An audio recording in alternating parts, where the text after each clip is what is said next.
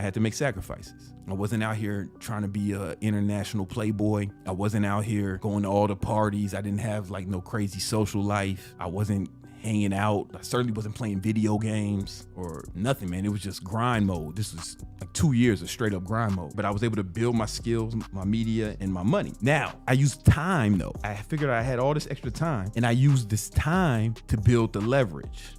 All right, that's very important. And using calendar, I have some videos on how to use Google Calendar to be more efficient and more effective. And everything was in there. So I lived out on my calendar. I knew when I was gonna eat. I knew when I was gonna see my family. Like everything was planned out meticulously. And when I tell this story, I did it in a YouTube short. People are like, oh, that's impossible. When did you have time to shit and eat? Well, it's illegal to not let your employees fucking shit, bro. Like that's like, I wasn't working for Al Qaeda, right? Like these were like American companies. You know, like you can go take a shit, bro. It's cool. When you're gonna eat, you plan it. You get the lunch breaks at work. You fucking plan it, dumbass. Well, that's what you do. But people say that because they're looking for excuses. They're looking for excuses. They don't want to believe that somebody worked that hard because, you know, it makes them feel inferior. So in order to mitigate the feelings of inferiority they experience when they realize that the real ass niggas is outworking them and making them look like little hoes, bitches, they don't want to feel that way, so they gotta say, oh, that's bullshit, or I can't do that, or when they come up for an excuse.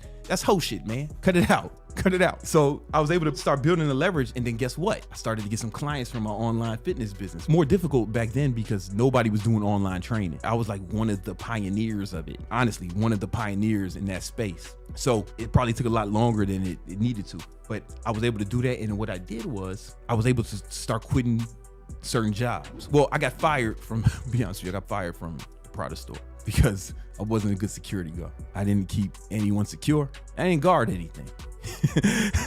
Once this motherfucker ran out with some shit, and I was like, he got us that time, guys. Like, you ain't gonna get him. Like, nope, this shit got insurance. I don't.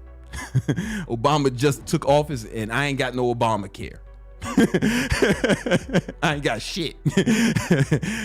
He wants that shit more than I want to stop him. Sometimes it's the fight in the dog and not the dog in the fight.